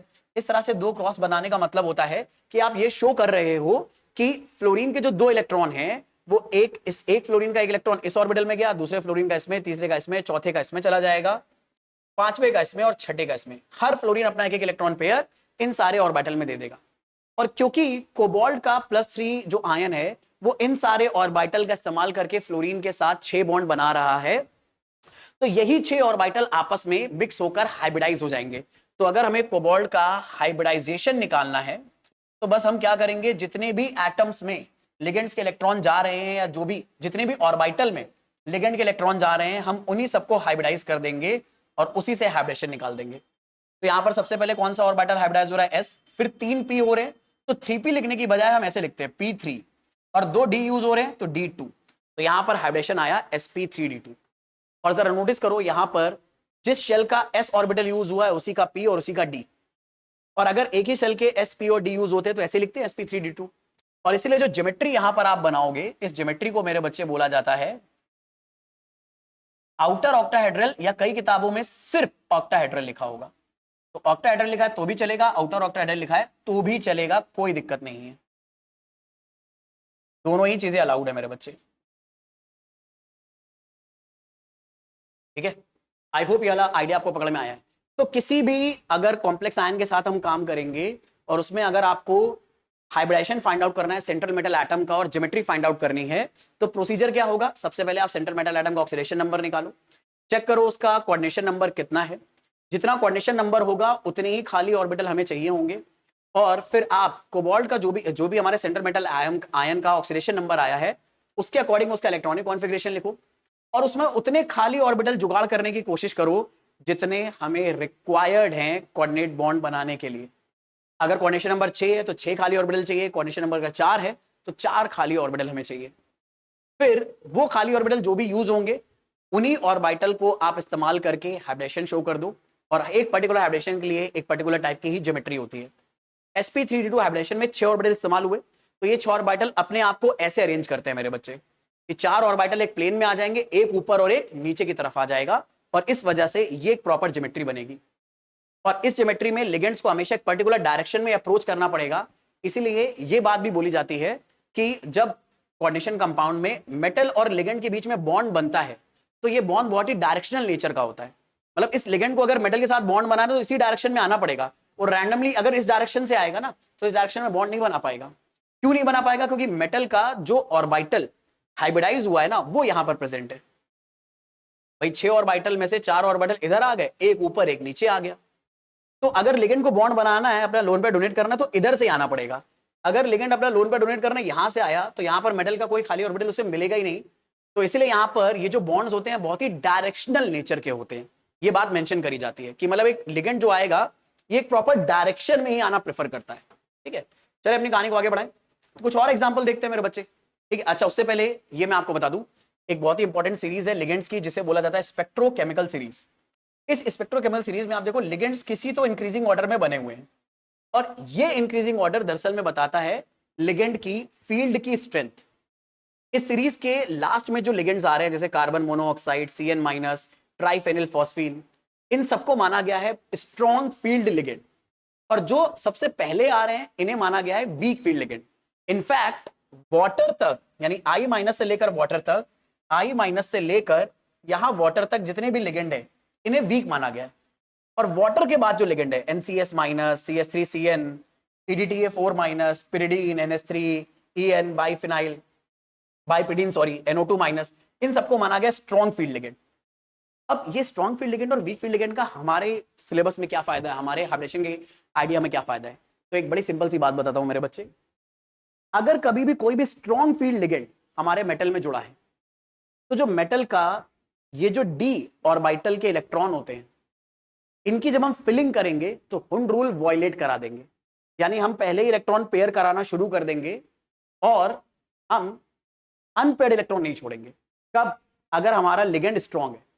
अगर वीक फील्ड लिगेंड है, जैसे यहां पर नोटिस करो हमने फ्लोरीन के साथ काम कर रहे थे, फ्लोरीन मेरे बच्चे एक वीक फील्ड लिगेंड आता है, और फ्लोरीन अगर वीक फील्ड लिगेंड है तो हम इसके प्रेजेंट होने की वजह से कोबाल्ट के जब डी ऑर्बिटल के इलेक्ट्रॉन भरेंगे तो इन्हें हुंड रूल से भरेंगे। तो वीक फील्ड लिगेंड में अगर कभी भी हम लोग वीक फील्ड लिगेंड प्रेजेंट है मेटल के साथ, तो उसके इलेक्ट्रॉन डी ऑर्बिटल में हमें जो भरने हैं ये हम हुंड रूल के अकॉर्डिंग भरेंगे। इसका मतलब है पहले सारे ऑर्बिटल में एक एक अनपेयर्ड इलेक्ट्रॉन भेजेंगे और बाद में उसे पेयर करेंगे। लेकिन अगर यहां पर स्ट्रॉन्ग फील्ड लिगेंड आ जाता, यहां CN अगर आ जाता, तो हम क्या करते, इन 6 इलेक्ट्रॉन को दरअसल में पहले से ही पेयर करना शुरू कर देते, यानी हुंड रूल को वॉलेट कर देते। पहला इलेक्ट्रॉन इसमें जाता, दूसरा इसमें, तीसरा इसमें, चौथा यहां पेयर होता, पांचवा इसमें, छठा यहां पेयर होता था। लेकिन ये कहानी है स्ट्रॉन्ग फील्ड लिगेंड के लिए। हो सकता है आपको कंफ्यूजन हो रहा हो, तो मैं फटाफट यहां पर आपको एक एग्जांपल से बताता हूं। यहां पर हमने कॉम्प्लेक्स लिया है CONH3 चार्ज है यहां पर 3+। अब हम इसमें कोबाल्ट का ऑक्सीडेशन नंबर निकालकर हाइड्रेशन ढूंढते हैं कि हाइड्रेशन क्या आ रहा है, ठीक है। अच्छा अमोनिया के बारे में अगर बात करें तो नोटिस करो ये वाटर के बाद आ रहा है, तो अमोनिया अगर वाटर के बाद आ रहा है तो अमोनिया एक स्ट्रॉन्ग फील्ड लिगेंड के अंदर काउंट होगा। अब हम देखते हैं, हम कोबाल्ट का हाइड्रेशन ढूंढते हैं, ठीक है। कोबाल्ट का हाइड्रेशन ढूंढने के लिए सबसे पहला काम हमें करना पड़ेगा, दो चीजें निकालनी पड़ेंगी। एक तो इस कॉम्प्लेक्स आयन में कोबाल्ट का ऑक्सीडेशन नंबर, तो सबसे पहले हम निकालते हैं ऑक्सीडेशन नंबर ऑफ कोबाल्ट। तो अगर ऑक्सीडेशन नंबर ऑफ कोबाल्ट निकालें तो कोबाल्ट का ऑक्सीडेशन नंबर हम x मान लेते हैं, प्लस इसमें सारे अमोनिया जितने भी आ रहे हैं 6 बार, उनके ऑक्सीडेशन नंबर को जोड़ देते हैं। तो अमोनिया के ऊपर जो चार्ज होता है ये 0 है क्योंकि अमोनिया एक न्यूट्रल मॉलिक्यूल है, तो 6 अमोनिया का ऑक्सीडेशन नंबर आएगा 6 × 0, और इन दोनों ऑक्सीडेशन नंबर का जो सम होगा ये चार्ज के बराबर आएगा जो कि है 3+। तो x की वैल्यू आ गई मेरे बच्चे +3, यानी कोबाल्ट का यहां पर भी ऑक्सीडेशन नंबर +3 ही आ रहा है जैसे पिछले केस में आ रहा था। और साथ ही साथ यहां पर अगर हम लोग कोऑर्डिनेशन नंबर निकालें ऑफ कोबाल्ट, तो यहां पर अमोनिया एक मोनोडेंटेट लिगेंड और 6 बार अगर इस्तेमाल हो रहा है तो कोऑर्डिनेशन नंबर 6 है। तो इसका मतलब है 6 अमोनिया को कोबाल्ट को अगर कोऑर्डिनेट बॉन्ड बनाकर देना है तो कोबाल्ट के पास 6 खाली ऑर्बिटल चाहिए। अब उन्हें हम बनाने की कोशिश करते हैं। कोबाल्ट का ऑक्सीडेशन नंबर कितना है? +3 है। तो यहां पर कहानी मेरे बच्चे, अबे एक मिनट ये क्या हो गया यार, अबे एक मिनट यार, एक मिनट, जगह नहीं है मेरे पास, जगह का थोड़ा जुगाड़ कर लेता हूँ यहाँ पर। ये कैसे हो गया? अच्छा मुझे लगा था कि शायद इसी में मैं पूरा आपको बता पाऊंगा, यहाँ पर जगह खाली नहीं छोड़ी, एक मिनट देना बस।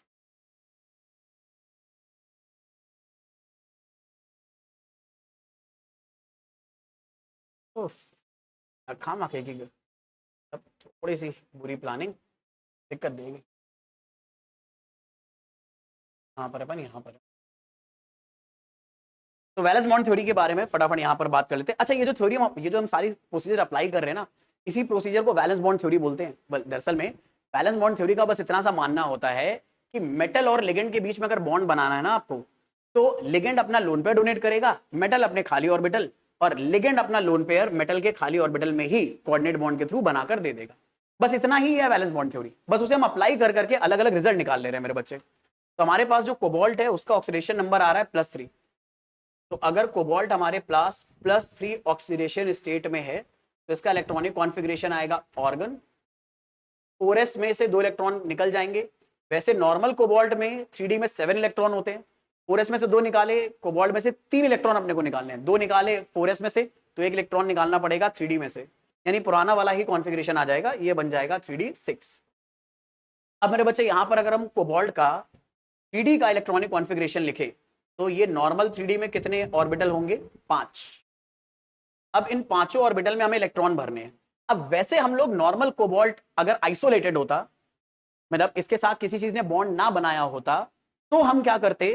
तो हम यहां पर 6 इलेक्ट्रॉन को हुंड रूल से भरते।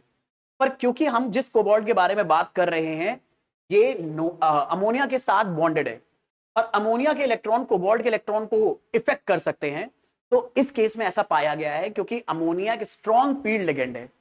तो इसके चक्कर में जो कोबाल्ट के ये 6 इलेक्ट्रॉन है, जब आप इन्हें डी ऑर्बिटल में भरोगे तो स्ट्रॉन्ग फील्ड लिगेंड के इन्फ्लुएंस में ये इलेक्ट्रॉन हुंड रूल वॉलेट करके भरना शुरू हो जाएंगे। और हुंड रूल वॉलेट करके भरना शुरू हो जाएंगे, इसका मतलब अगर हुंड रूल फॉलो होता तो हम 1 इलेक्ट्रॉन इसमें देते, 1 इलेक्ट्रॉन इसमें, यानी पहले सारे ऑर्बिटल में अनपेयर्ड इलेक्ट्रॉन देते, तब छठा वाला इलेक्ट्रॉन यहां पेयर करते। लेकिन क्योंकि हमें हुंड रूल वॉलेट करना है तो यहां पर बिना इलेक्ट्रॉन को अनपेयर्ड भरे ही शुरुआत से पेयर करना हम स्टार्ट कर सकते हैं। मतलब अगर हमें 6 इलेक्ट्रॉन भरने हैं तो पहले 2 इसमें गए, अगले 2 इसमें चले जाएंगे और अगले 2 इसमें चले जाएंगे। और अगर हमने इस तरह से इलेक्ट्रॉन भरे तो आप जरा ध्यान से देखो, शुरुआत के 2 डी ऑर्बिटल हमारे पास खाली है। अच्छा, हमें कितने खाली ऑर्बिटल चाहिए? 6 खाली ऑर्बिटल चाहिए, क्योंकि यहां पर कोऑर्डिनेशन नंबर 6 है। तो 6 खाली ऑर्बिटल के लिए मुझे मेरे बच्चे 4s में कितने इलेक्ट्रॉन और ऑर्बिटल मिल जाएंगे? 1। फिर ऐसे ही 4p में भी, भाई 4p यहां पे खाली पड़ा है तो 4p में 3 ऑर्बिटल हमें मिल जाएंगे। हमें टोटल 6 ऑर्बिटल चाहिए, इसलिए हम आगे वाले ऑर्बिटल की हेल्प ले रहे हैं। 2 हमें ऑर्बिटल मिल गए डी के, 1 मिल गया एस का और 3 मिल गया पी के, टोटल 6 हो गए। 1 2 3 4 5 6। तो इसका मतलब है हमें 2 डी ऑर्बिटल मिले मेरे बच्चे, 1 एस मिला उसके बाद में और 3 पी मिले। तो यहां पर जो हाइब्रिडाइजेशन आने वाला है वो कितना आ जाएगा? हाइब्रिडाइजेशन ये आ जाएगा D2sp3। और D2sp3 हाइब्रिडेशन में जो ज्योमेट्री आती है मेरे बच्चे, इसे हम बोलते हैं इनर ऑक्टाहेड्रल या सिर्फ ऑक्टाहेड्रल भी आप बोल सकते हो, कोई दिक्कत नहीं है, ये अलाउड है लिखना। ठीक है, ये आइडिया पकड़ में आया सारी जनता को? तो एक इंपॉर्टेंट बात आपने नहीं एड ऑन और सीख ली कि अगर हमें किसी भी कॉम्प्लेक्स का सेंट्रल मेटल आयन का हाइब्रिडेशन ढूंढना है और ज्योमेट्री ढूंढनी है तो सबसे पहले हम उसका ऑक्सीडेशन नंबर निकालेंगे, फिर उसका कोऑर्डिनेशन नंबर निकालेंगे। कोऑर्डिनेशन नंबर जितना भी आएगा हमें उस एटम के अंदर, उस आयन के अंदर, उस सेंट्रल मेटल में उतने ही खाली ऑर्बिटल चाहिए। हम फिर उस आयन का इलेक्ट्रॉनिक कॉन्फ़िगरेशन लिखेंगे, लेकिन इलेक्ट्रॉनिक कॉन्फ़िगरेशन लिखते टाइम उसके डी सबशेल में जितने भी इलेक्ट्रॉन होंगे उन्हें अगर हमें उन ऑर्बिटल में भरना है तो या तो हुंड रूल फॉलो हो सकता है या वॉलेट, और ये डिसाइड करेगा मेटल के साथ जुड़ा हुआ लिगेंड। अगर लिगेंड स्ट्रॉन्ग फील्ड है तो हुंड रूल वॉलेट करके पहले से इलेक्ट्रॉन हम पेयर करना शुरू कर देंगे, और लिगेंड अगर वीक है तो इलेक्ट्रॉन आराम से आप अनपेयर्ड ही भरते हुए चले जाओगे, कोई दिक्कत नहीं। ये सारा जो कॉन्फ़िगरेशन है यहां पर देखो मैंने बना दिया है। 3D वैसे नॉर्मल अगर कोबाल्ट के 3D ऑर्बिटल हमारे पास होते तो हम ऐसे ही भरते, लेकिन अमोनिया के साथ होने की वजह से ये जो 2 अनपेयर्ड इलेक्ट्रॉन देख रहे हो ये अंदर क्या हो गए? पेयर हो गए, यानी हुंड रूल को वॉलेट करके हमने भरना इसके अंदर शुरू कर दिया है। अब ऐसे अलग अलग केसेस में निकालते हैं फटाफट, जल्दी जल्दी करते हैं इसको। तो अब देखते हैं NiCl4 2- में मैंने आपको पहले से बता दिया है हाइब्रिडाइजेशन sp3 है, यानी ज्योमेट्री आएगी टेट्राहेड्रल। ये हम चेक करते हैं कैसे आएगी। तो उसके लिए सबसे पहले अपने को मेरे बच्चे निकालना पड़ेगा ऑक्सीडेशन नंबर ऑफ निकल, और मुझे पूरा भरोसा अगले पेज पे मैंने इसमें भी जगह नहीं दी है, यानी सारा प्रॉब्लम यहीं पे सॉल्व करना है। तो अगर निकल का ऑक्सीडेशन नंबर निकालें तो मेरे बच्चे कितना निकल आएगा?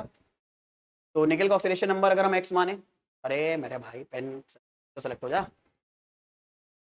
तो निकल का ऑक्सीडेशन नंबर अगर हम लोग x माने तो एक क्लोरीन का ऑक्सीडेशन नंबर -1, 4 का हो जाएगा 4 × -1, और इन दोनों ऑक्सीडेशन नंबर का सम इस चार्ज के बराबर आएगा, और ये चार्ज आ रहा है 2-, तो x -4 आया -2 के बराबर, तो x की वैल्यू आ गई +2, यानी निकल का ऑक्सीडेशन नंबर आ गया +2। अब निकल का ऑक्सीडेशन नंबर अगर +2 है तो एक चीज और निकाल लें, निकल का कोऑर्डिनेशन नंबर। तो निकल का कोऑर्डिनेशन नंबर अगर हम ध्यान से देखें किसके अंदर, इन NiCl4 2-, तो निकल का ऑक्सीडेशन नंबर सॉरी निकल का कोऑर्डिनेशन नंबर, तो निकल 4 क्लोरीन के साथ बॉन्डेड है और क्लोरीन एक मोनोडेंटेड लिगेंड है, तो इसकी वजह से निकल का जो कोऑर्डिनेशन नंबर आएगा वो आ जाएगा 4। और अगर निकल का कोऑर्डिनेशन नंबर 4 आ रहा है तो हमें 4 निकल के ऑर्बिटल खाली चाहिए। चलो, तो वैसे एक नॉर्मल, अच्छा यार अब तो वो इरेज हो गया होगा, चलो अच्छा वो मैंने पीछे हटा दिया तो ये इरेज हो गया होगा। मैं सोच रहा था वहां पर निकल का भी इलेक्ट्रॉनिक कॉन्फ़िगरेशन लिखा होगा, कोई बात नहीं दोबारा लिख लेते हैं। तो निकल का एटॉमिक नंबर होता है 28। ठीक है, फटाफट एक बार देख लेते हैं कैसे भाई। शक्ति, विकर, एमएन, पिकोनी, कॉपर, जिंक। तो यहां से एटॉमिक नंबर आप लिखना स्टार्ट करो, 21, 22, 23, 24, 25, 26, 27, 28, 29 एंड 30। इस पे फोकस करते हैं। निकल एटॉमिक नंबर 28, एटॉमिक नंबर 28 अगर है तो जो नॉर्मल इलेक्ट्रॉनिक कॉन्फ़िगरेशन आएगा मेरे बच्चे, वो क्या आने वाला है? अगर हम लोग ध्यान से देखें तो ऑर्गन तक तो आपके 18 इलेक्ट्रॉन भर जाएंगे, बचे कितने? 10। तो अगले 2 इलेक्ट्रॉन भरेंगे 4s में। ठीक है, तो अब बचे कितने? 8। 8 अगर बचे तो 3d में कितने इलेक्ट्रॉन जाएंगे? 8। लेकिन ये निकल एटम का इलेक्ट्रॉनिक कॉन्फ़िगरेशन है। अगर निकल का ऑक्सीडेशन नंबर +2 आया है तो इसका मतलब है यहां पर हमारे पास 2 इलेक्ट्रॉन की कमी है। और अगर 2 इलेक्ट्रॉन की कमी है तो इनमें से 2 इलेक्ट्रॉन निकालने हैं, 2 इलेक्ट्रॉन सबसे बाहर वाली ऑर्बिट में से निकलेंगे। तो हम 4s में से 2 इलेक्ट्रॉन निकाल देते हैं, तो 4s का यहां पर जो क्या नाम है इलेक्ट्रॉन होंगे वो 0 होंगे। अब हम 3d को भरना शुरू करते हैं, क्योंकि 3d को भरने से हमें पता चलेगा कि हमें कोऑर्डिनेशन नंबर ऑफ निकल जो 4 चाहिए, तो कौन से 4 खाली ऑर्बिटल निकल यूज करेगा बॉन्ड बनाने में। तो उसके लिए हम लोग पहले 3d को बनाना शुरू कर देते हैं कि अगर 3d में कहीं कोई खाली हो जाए तो पहले 3d में भर देंगे, आगे 4s में भर देंगे। तो अब 3d में हमारे पास 8 इलेक्ट्रॉन है। अब इन 8 इलेक्ट्रॉन को इन 5 ऑर्बिटल में भरना है, या तो हुंड रूल फॉलो करेंगे या वॉयलेट, ये डिपेंड करेगा लिगेंड के ऊपर। Cl एक वीक फील्ड लिगेंड है, तो Cl क्योंकि एक वीक फील्ड लिगेंड है, तो आप इसके प्रेजेंस में इलेक्ट्रॉन को भरने के लिए, इसके प्रेजेंस में निकल के अंदर इलेक्ट्रॉन को भरने के लिए हुंड रूल फॉलो करोगे। Week field ligand Hund rule follow करते हैं और strong field ligand Hund rule को वॉयलेट करा देते हैं। तो अगर हम लोग यहां पर हुंड रूल को फॉलो करें मेरे बच्चे, तो 8 इलेक्ट्रॉन अगर मैं भरने हैं तो पहला इसमें जाएगा, दूसरा इसमें, तीसरा इसमें, चौथा इसमें, पांचवा इसमें, पांचों अनपेयर भरेंगे, फिर बाद में पेयर होना शुरू होंगे। तो छठा इलेक्ट्रॉन इसमें, सातवां इलेक्ट्रॉन इसमें और आठवां इलेक्ट्रॉन इसमें। तो आप नोटिस करो निकल के 3d सबशेल में कोई भी ऑर्बिटल पूरी तरह से खाली नहीं है। और कोऑर्डिनेट बॉन्ड बनाने के लिए जरूरी होता है, वैलेंस बॉन्ड थ्योरी का कहना है कि दरअसल में अगर निकल को 4 कोऑर्डिनेट बॉन्ड बनाने हैं तो 4 खाली ऑर्बिटल चाहिए, अनपेयर्ड नहीं, खाली ऑर्बिटल चाहिए। तो यहां पर तो हमें कोई खाली ऑर्बिटल नहीं मिला 3d तक, तो इसका मतलब है जो 4 खाली ऑर्बिटल हमें इस्तेमाल करने हैं वो आगे वाले इस्तेमाल करने हैं। तो 4s में मेरे बच्चे 0 हमारे पास इलेक्ट्रॉन 0 इलेक्ट्रॉन है, यानी 4s पूरी तरह से खाली पड़ा है। और अभी 3 ऑर्बिटल और चाहिए, तो 4p भी पूरी तरह से खाली पड़ा है। p सबशेल में 3 ऑर्बिटल होते हैं। तो दरअसल में अगर हमें निकल का 4 क्लोरीन के साथ बॉन्ड बनाना है तो हमें 4 जो खाली ऑर्बिटल मिल रहे हैं वो मिल रहे हैं 4s के और 3 4p के। तो यहां पर जो हाइब्रिडाइजेशन हमें देखने को मिलेगा मेरे बच्चे, ये हो जाएगा, एक s ऑर्बिटल यूज हुआ और 3p, तो हाइब्रिडेशन हो गया sp3। और sp3 हाइब्रिडेशन होने की वजह से जो ज्योमेट्री आने वाली है वो मेरे बच्चे आने वाली है टेट्राहेड्रल। टेट्राहेड्रल ज्योमेट्री कैसी होती है मैंने आपको अभी भी दिखाई भी दी, ये ज्योमेट्री हमारे पास टेट्राहेड्रल होगी। ऐसी ज्योमेट्री, इसमें ये जो ब्लैक कलर वाला एटम है ये मान लो हमारा निकल है और बाकी जितने भी एटम हैं ये सारे के सारे क्लोरीन है। तो इस तरह की ज्योमेट्री आने वाली है हमारे पास। ठीक है, तो आई एम बड़ी मश्योर ये आपको बड़े आराम से निकालना आ रहा है। ये वाला फटाफट ट्राई करते हैं। अब की बार निकल के साथ CN4 2- ले आए, और CN दरअसल में एक स्ट्रॉन्ग फील्ड लिगेंड है। आप ऐसा मान सकते हो ऑलमोस्ट सेकंड जो सबसे ज्यादा स्ट्रॉन्ग फील्ड लिगेंड है वो CN- है, और मोस्ट ऑफ द स्ट्रॉन्गेस्ट जो हमारे सिलेबस में लिगेंड है तो वो है हमारा कार्बन मोनोऑक्साइड कार्बोनिल। ठीक है, चलो फटाफट बात करते हैं। यहाँ पर NiCN4 2- में हम ये देखते हैं कि यहाँ पर निकल का जो हाइब्रिडेशन है वो DsP2 की ओर आ रहा है, जबकि निकल का कोऑर्डिनेशन नंबर यहाँ पर भी 4 ही है इस केस की तरह। अब ये देखते हैं ऐसा क्यों हुआ, अजीबोगरीब बिहेवियर निकल शो क्यों कर रहा है। तो पहले तो एक काम करते हैं, सबसे पहले ऑक्सीडेशन नंबर निकालते हैं। तो ऑक्सीडेशन नंबर ऑफ निकल अगर मैं निकालूं तो निकल का ऑक्सीडेशन नंबर मान लेते हैं x। साइनाइड के ऊपर चार्ज होता है -1। अब एक साइनाइड के ऊपर चार्ज -1 है तो 4 के ऊपर हो जाएगा 4 × -1। अब इन सारे ऑक्सीडेशन नंबर का सम इस चार्ज के बराबर होगा -2 के बराबर, तो x -4 आ जाएगा -2 के बराबर। तो x की वैल्यू आ गई मेरे बच्चे, -4 को उस तरफ भेजा तो +2 आ गया, यानी निकल का यहां पर भी ऑक्सीडेशन नंबर +2 ही आ रहा है। तो इलेक्ट्रॉनिक कॉन्फ़िगरेशन दरअसल में पूरा यही वाला इस्तेमाल होगा, +2 वाला। ठीक है, इसका यूज कर लेंगे, लेकिन एक चीज और कर लेते हैं, कोऑर्डिनेशन नंबर और निकाल लेते हैं लगे हाथ। तो कोऑर्डिनेशन नंबर ऑफ निकल इन NiCN होल 4 2 माइनस में कितना आ रहा है Cn। दरअसल में एक मोनोडेंटेट लिगेंड है और यहां पर 4 Cn अगर लगे तो कोऑर्डिनेशन नंबर 4 आ जाएगा। इसका मतलब है हमें निकिल में 4 खाली ऑर्बिटल चाहिए। चलो यूज करते हैं उनको। तो निकिल का +2 ऑक्सीडेशन स्टेट में जो इलेक्ट्रॉनिक कॉन्फ़िगरेशन है वो हमने अभी तक लिखा था कि सबसे पहले तो ऑर्गन आएगा मेरे बच्चे, फिर हमारे पास 3D में 6 इलेक्ट्रॉन आएंगे और 4s पूरी तरह से खाली पड़ा रहेगा। वैसे तो बेसिकली में यहाँ पर 3D में 7 इलेक्ट्रॉन होते हैं, 4s में दो इलेक्ट्रॉन निकालने के लिए, ओ सॉरी यार मैं क्या लिख रहा हूँ, एक मिनट गड़बड़ हो गया।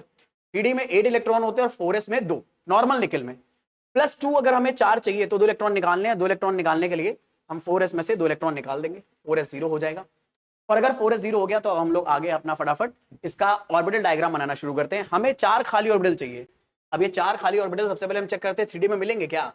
तो 3D सबशेल में 5 ऑर्बिटल अपने पास अवेलेबल होंगे। अब इन 5 ऑर्बिटल में 8 इलेक्ट्रॉन हमें भरने हैं, या तो हुंड रूल फॉलो करके या हुंड रूल वॉयलेट करके। यहां पर अगर आप ध्यान से देखो स्ट्रॉन्ग फील्ड लिगेंड लगा हुआ है Cn, और Cn अगर एक स्ट्रॉन्ग फील्ड लिगेंड है मेरे बच्चे तो ये हुंड रूल को वॉयलेट करते हुए इलेक्ट्रॉन्स को भरेगा 3D के अंदर। तो हुंड रूल को अगर वॉयलेट करने हैं तो 8 इलेक्ट्रॉन अगर भरेंगे तो पहले 2 इलेक्ट्रॉन यहीं पे पेयर हो जाएंगे, अगले 2 इलेक्ट्रॉन यहां पर, अगले 2 इलेक्ट्रॉन यहां पर और अगले 2 इलेक्ट्रॉन यहां पर। तो 8 के 8 इलेक्ट्रॉन निकल में भरने के बावजूद भी हमारे पास एक डी ऑर्बिटल खाली है। इस खाली डी ऑर्बिटल में जो साइनाइड है वो अपने इलेक्ट्रॉन भर सकता है, लेकिन इसके बावजूद भी हमें 3 ऑर्बिटल और चाहिए होंगे क्योंकि हमें टोटल कोऑर्डिनेशन नंबर 4 चाहिए। तो इसका मतलब है एक तो ऑर्बिटल कौन सा यूज हो जाएगा 4s का, 4s में भी 2 इलेक्ट्रॉन चले जाएंगे, और 4p में 3 ऑर्बिटल होते हैं पर हमें सिर्फ 2 ही की जरूरत है। तो इसका मतलब हम बस 2 ऑर्बिटल को और इस्तेमाल कर लेंगे। तो यहां पर हमें जो हाइब्रिडाइजेशन देखने को मिलेगा वो मिलेगा मेरे बच्चे DsP2। और याद रखना DsP2 हाइब्रिडाइजेशन में जो ज्योमेट्री आती है वो हमेशा आती है square planar. Square planar geometry कैसे दिखाई देगी, कुछ ऐसी ज्योमेट्री दिखाई देगी कि हमारा जो निकिल एटम है वो यहां सेंटर में होगा और 4 साइनाइड यहां पर स्क्वायर के वर्टेक्स की डायरेक्शन में होंगे। ठीक है, तो I am pretty much sure ये वैलेंस बॉन्ड थ्योरी अप्लाई करके आप स्ट्रॉन्ग फील्ड लिगेंड और वीक फील्ड लिगेंड का इस्तेमाल करके बड़े आराम से सेंट्रल मेटल आयन का हाइब्रिडाइजेशन और उसकी वजह से ज्योमेट्री आइडेंटिफाई कर पा रहे हो। अब जैसे मैंने आपको बताया था इस टॉपिक में आज के लेक्चर में हम लोग हाइब्रिडेशन ज्योमेट्री फाइंड आउट करेंगे, वैलेंस बॉन्ड थ्योरी अप्लाई करेंगे। इसके साथ साथ एक बहुत ही इंपॉर्टेंट चीज और करनी है, हमें यहाँ पर ये जो हम कॉम्प्लेक्स पार्ट देखते हैं, ये जो कॉम्प्लेक्स आयन हम देख रहे हैं, इनका कुछ ना कुछ मैग्नेटिक नेचर भी होता है। मतलब या तो ये कंपाउंड्स मैग्नेट की तरफ अट्रैक्ट होते हैं या मैग्नेट से रिपेल होने लगते हैं। यानी इन शॉर्ट ये मटेरियल या तो पैरामैग्नेटिक होते हैं या डायमैग्नेटिक होते हैं। तो वो भी आप इन इलेक्ट्रॉनिक कॉन्फ़िगरेशन के हेल्प से बड़े आराम से आइडेंटिफाई कर सकते हो कि ये पैरामैग्नेटिक है या फिर डायमैग्नेटिक है। और कैसे पता करते हैं, बड़ा सिंपल सा तरीका होता है मेरे बच्चे। अगर कोई भी एटम पैरामैग्नेटिक है तो पैरामैग्नेटिक होने के लिए उसके पास अनपेयर्ड इलेक्ट्रॉन्स होने चाहिए। तो कोई भी एटम में अगर इलेक्ट्रॉनिक कॉन्फ़िगरेशन आपने लिखा और उसमें अनपेयर्ड इलेक्ट्रॉन आ गए, जैसे यहां पर देखो सारे इलेक्ट्रॉन पेयर्ड है पर यहां पर अनपेयर्ड इलेक्ट्रॉन भी है, तो जिनमें अनपेयर्ड इलेक्ट्रॉन होंगे यानी एक ऑर्बिटल में 2 इलेक्ट्रॉन नहीं है वो अनपेयर्ड है, तो अगर अनपेयर्ड इलेक्ट्रॉन आपको मिले तो वो मटेरियल पैरामैग्नेटिक हो जाएगा। और अगर सारे इलेक्ट्रॉन पेयर्ड है तो हम उसे बोलते हैं डायामैग्नेटिक। और जो डायामैग्नेटिक मटेरियल होते हैं ये मैग्नेट की तरफ अट्रैक्ट नहीं होते। तो डायामैग्नेटिक मटेरियल कह सकते हो they do not get attracted towards magnet.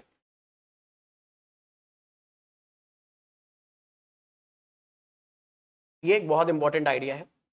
और जो पैरामैग्नेटिक मटेरियल होते हैं they do get attracted towards magnet.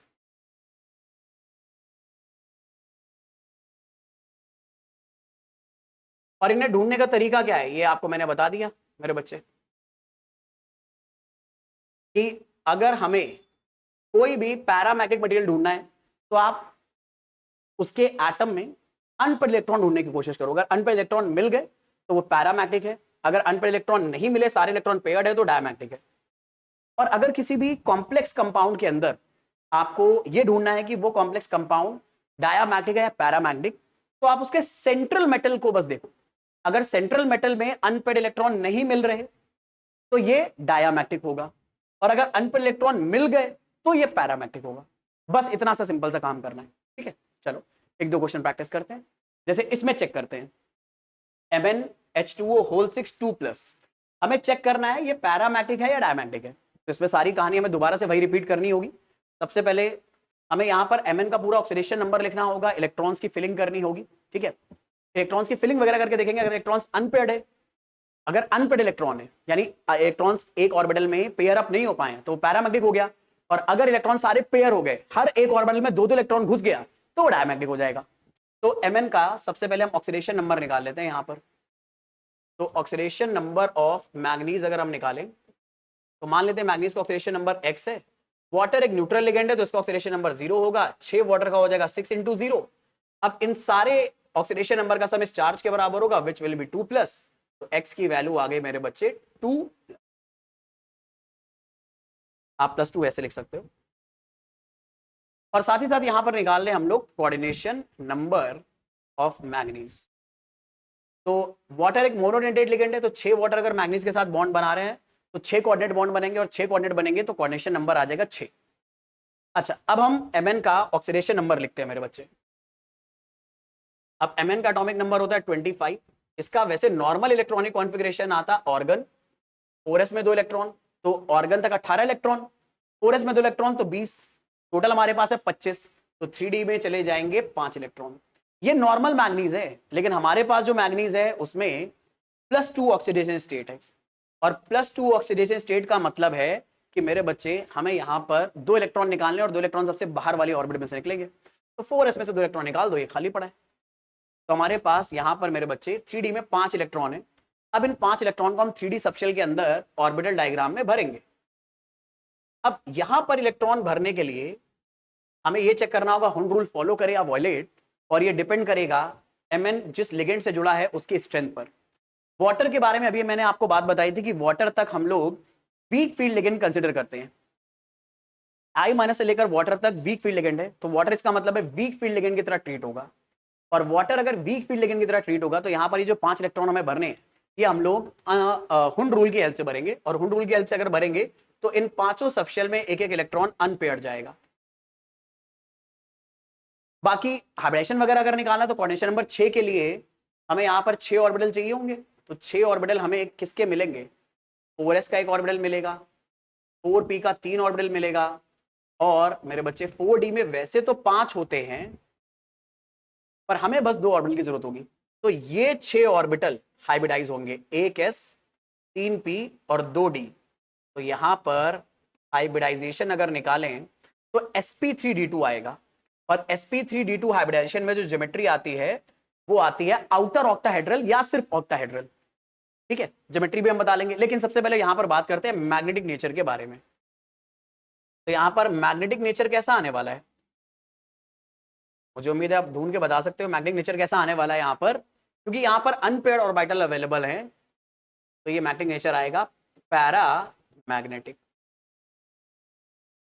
ठीक है। व्हाट द आइडिया, यहां तक कोई दिक्कत कोई परेशानी तो नहीं है ना, ठीक है। चलो अच्छा, मैग्नेटिक नेचर के साथ साथ एक चीज हम लोग और निकाल सकते हैं मेरे बच्चे यहां पर, मैग्नेटिक मोमेंट।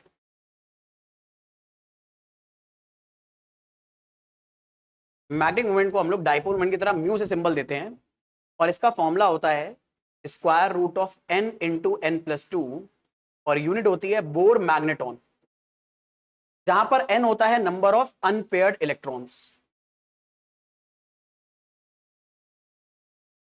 कई बार ये भी निकालने को आपको दिया जाता है।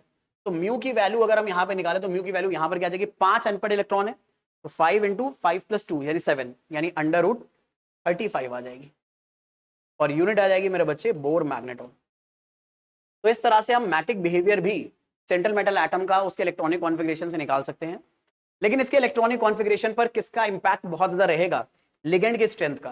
वीक फील्ड लिगेंड, जब आप डी के इलेक्ट्रॉन्स को भर रहे होगे तो हुंड रूल को फॉलो कराएंगे, स्ट्रॉन्ग फील्ड लिगेंड इसे वॉयलेट करा देते हैं, ठीक है।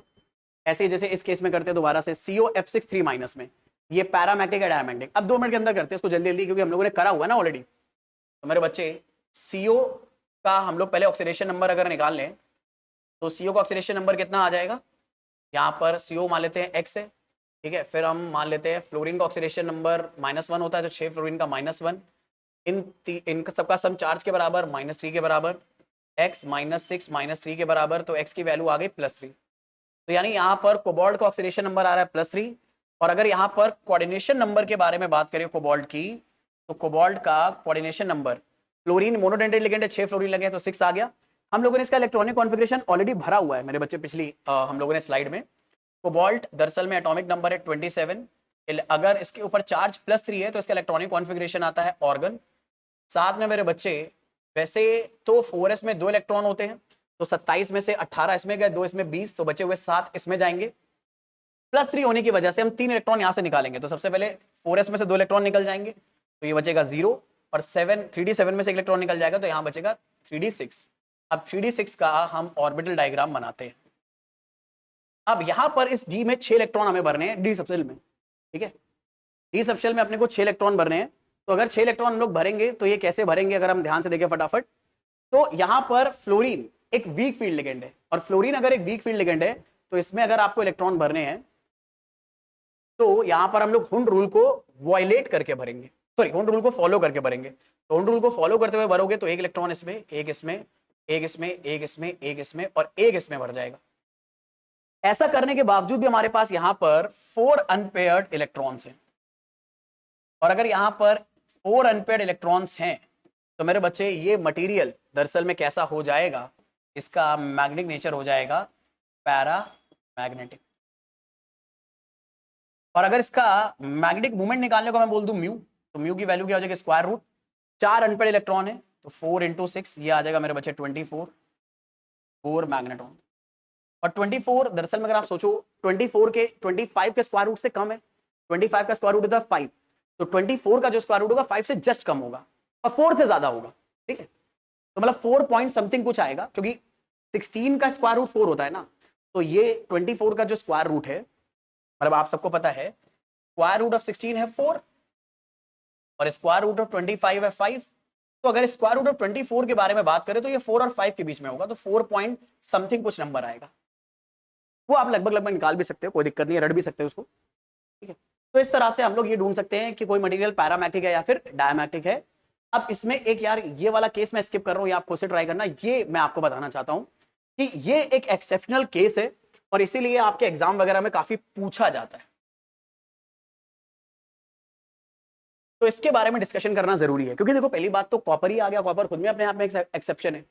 तो अब इसमें एक्सेप्शन क्या, उसके बारे में बात करते हैं। हम ये चेक करते हैं कि ये मटेरियल पैरामैग्नेटिक है डायमैग्नेटिक, और साथ ही साथ ये निकालेंगे कि इसका हाइब्रेशन और ज्योमेट्री वगैरह क्या आ रही है। ठीक है, और बड़ा ही सिंपल है इसको निकालना, फटाफट निकालते हैं मेरे बच्चे। तो सबसे पहले हम लोग क्या काम करते हैं, कॉपर का ऑक्सीडेशन नंबर निकालते हैं।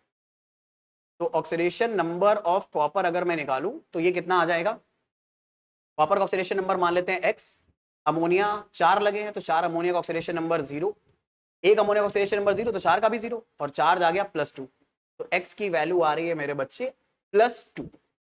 साथ ही साथ यहां पर हम लोग कोऑर्डिनेशन नंबर भी निकाल लेते हैं कॉपर का। तो अमोनिया एक मोनोडेंड्राइट लिगेंड है, 4 अमोनिया के साथ कोऑर्डिनेशन नंबर आएगा 4, तो यानी हमें 4 खाली ऑर्बिटल चाहिए अमोनिया के साथ बॉन्ड बनाने में, और कॉपर का ऑक्सीडेशन नंबर आ रहा है +2। तो अगर हम लोग कॉपर का इलेक्ट्रॉनिक कॉन्फ़िगरेशन लिखते हैं तो कॉपर का एटॉमिक नंबर है 29, और इसका इलेक्ट्रॉनिक कॉन्फ़िगरेशन एक्सेप्शन होने की वजह से 4s में 2 इलेक्ट्रॉन नहीं होते बल्कि 1 इलेक्ट्रॉन होता है, और 3d में यहां पर 10 इलेक्ट्रॉन आ जाते हैं। 3d में अपने पास यहां पर 10 इलेक्ट्रॉन हमें यहां पर देखने को मिलते हैं। 3d में 10 इलेक्ट्रॉन इसलिए भरते हैं ताकि d ऑर्बिटल ज्यादा स्टेबल हो पाए। पर ये तो कॉपर का इलेक्ट्रॉनिक कॉन्फ़िगरेशन है, हमें तो कॉपर +2 का चाहिए। तो कॉपर +2 का इलेक्ट्रॉनिक कॉन्फ़िगरेशन निकालने के लिए मेरे बच्चे यहां से हम लोग क्या करेंगे, एक इलेक्ट्रॉन 4s में से निकाल देंगे, 4s में 0, एक इलेक्ट्रॉन 3d में से निकालेंगे तो 3d में 9 इलेक्ट्रॉन बचे। और अगर हमारे पास इस तरह का कॉन्फ़िगरेशन है मेरे बच्चे, तो आप जरा ध्यान से देखो 3d में 9 ऑर्बिटल अपने पास अवेलेबल है, सॉरी 5 ऑर्बिटल अवेलेबल है और 9 इलेक्ट्रॉन भरने हैं। 9 ऑर्बिटल नहीं अवेलेबल है, 9 इलेक्ट्रॉन अवेलेबल है जो हमें 5 ऑर्बिटल में भरने हैं। अच्छा 4s अपने पास खाली है, तो 4s को भी एक काम करते हैं, ड्रॉ कर लेते हैं, और 4p भी खाली है, 4p को भी ड्रॉ कर लेते हैं। अब बस मेरी बातों को ध्यान से सुनिएगा, हमें यहाँ पर 9 इलेक्ट्रॉन कॉपर के अंदर भरने हैं, और कॉपर मेरे बच्चे एक स्ट्रॉन्ग फील्ड लिगेंड के साथ जुड़ा हुआ है अमोनिया।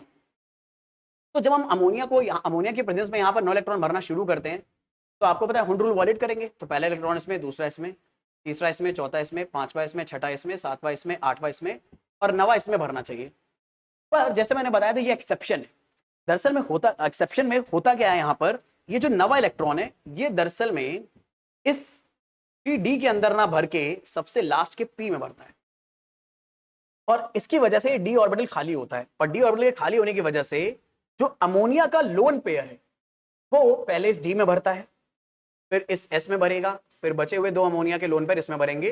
तो यहां पर जो हाइब्रिडाइजेशन आएगा वो DsP2 आएगा और DsP2 हाइब्रिडेशन की वजह से यहां पर जो ज्योमेट्री आएगी मेरे बच्चे, ये स्क्वायर प्लेनर आती है।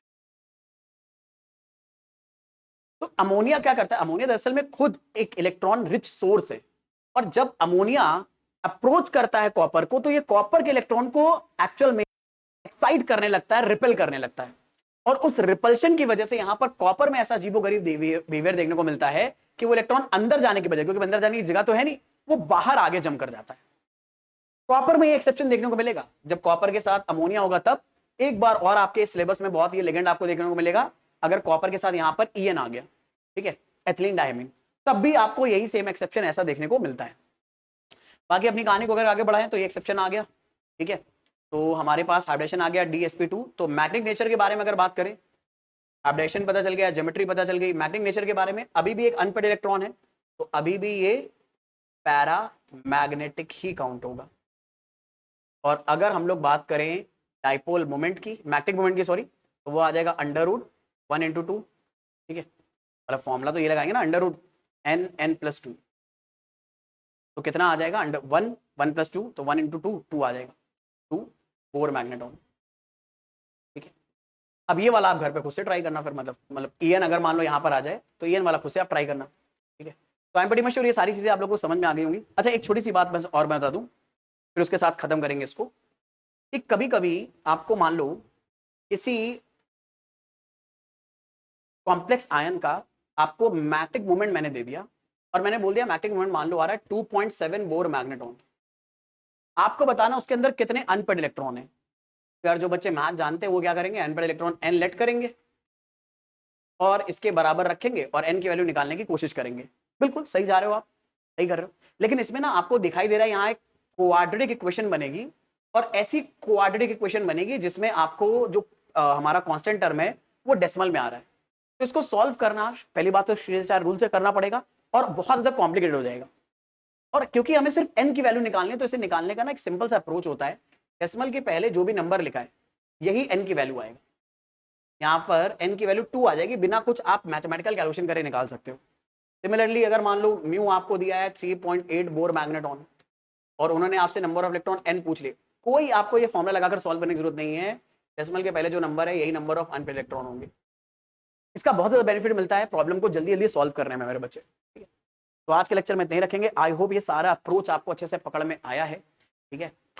तो अगर ये सारी चीजें आपको समझ में आई हैं, आपको वीडियो पसंद आया है तो भाई अप्रिशिएशन शो करने के लिए जरूर चैनल को सब्सक्राइब कर लेना ताकि हमें भी मोटिवेशन मिलता रहे आपके लिए ऐसे वीडियो बनाने का।